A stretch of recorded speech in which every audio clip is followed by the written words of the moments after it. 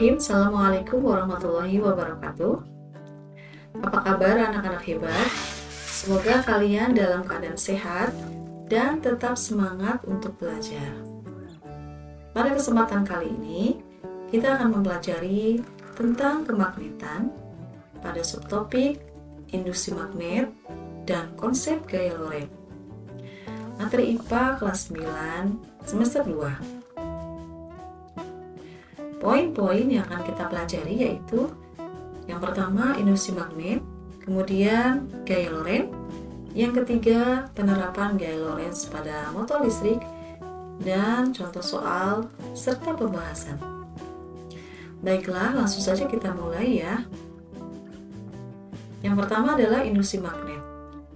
Konsep induksi magnet itu ada kaitannya dengan peristiwa tidak terkendalinya putaran jarum kompas yang ada di kapal laut saat petir menyambar. Tahukah kalian apa yang dimaksud dengan induksi magnet dan mengapa konsep induksi magnet berkaitan dengan peristiwa tidak terkendalinya putaran jarum kompas yang ada di kapal laut saat petir menyambar?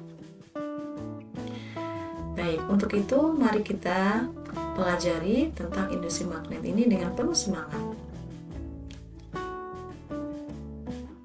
Untuk memahami induksi magnet, perhatikan percobaan berikut ini.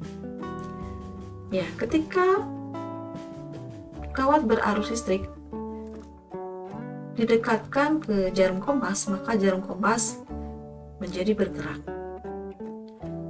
Nah, dari fenomena ini kita dapat menyimpulkan bahwa di sekitar kawat berarus listrik terdapat medan magnet.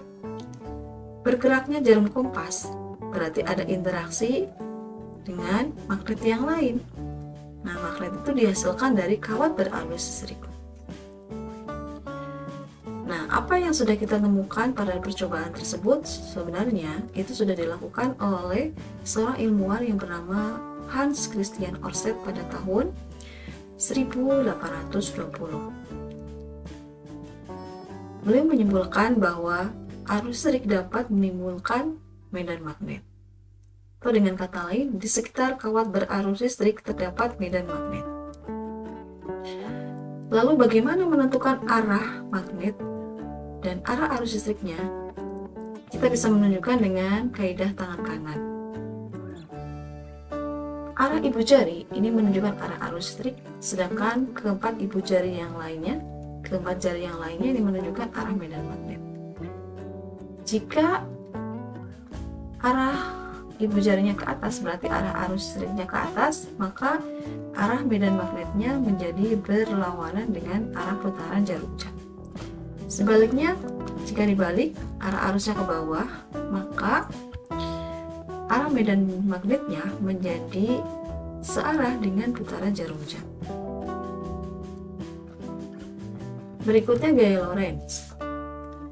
Nah, pada percobaan Ørsted, kita bisa menyimpulkan bahwa kawat berarus listrik dapat menimbulkan medan magnet. Nah, apa yang terjadi jika kawat berarus listrik tersebut kita letakkan di dalam medan magnet? Nah, ternyata ada gayanya. Kita lihat percobaannya. Nah, jadi ketika kawat berarus listrik diletakkan di dalam medan magnet, maka timbul dorongan atau tarikan. Nah, dorongan atau tarikan inilah yang dinamakan dengan gaya Lorentz. Jadi gaya Lorentz itu adalah gaya yang timbul ketika kawat berarus listrik diletakkan di dalam medan magnet. Besar kecilnya gaya Lorentz itu dipengaruhi oleh yang pertama adalah medan magnet, kemudian kuat arus listrik, dan panjang kawat. Sehingga secara matematis dirumuskan F sama dengan BIL, BIL. Kemudian menentukan arah gaya Lorentz. Arah gaya Lorentz itu ditentukan dengan menggunakan kaidah tangan kanan. Jempol ini menunjukkan arah arus listrik, kemudian telunjuk menunjukkan arah medan magnet, dan jari tengah ini menunjukkan arah gaya Lorentz. Atau bisa juga dengan kaidah tangan yang kedua, seperti di bagian kanan seperti ini. Nah, ini contoh soal dan pembahasan supaya kamu lebih paham mengenai gaya Loren. Sebuah kawat tembaga sepanjang 10 meter dialiri arus listrik sebesar 5 mA. Jika kawat tembaga tersebut tegak lurus berada dalam medan magnet sebesar 8 Tesla, berapakah gaya Loren yang timbul? Oke. Diketahui di sini L-nya 10, kemudian I-nya 5 mA. Karena harus dalam satuan standar internasional, maka 5 mA kita ubah ke dalam ampere. Caranya dengan membagikan 1000. 5 dibagi 1000 itu sama dengan 0,005. B-nya 8 Tesla, kemudian yang ditanyakan adalah F-nya, gaya Lorennya. Langsung saja kita menggunakan persamaan gaya Loren. F sama dengan B kali I kali L. 8 kali 0,005 kali 10 itu sama dengan 0,4. Kalau kamu masih bingung, kita bisa menggunakan potretan yang sebelah sana. F sama dengan B kali I kali L.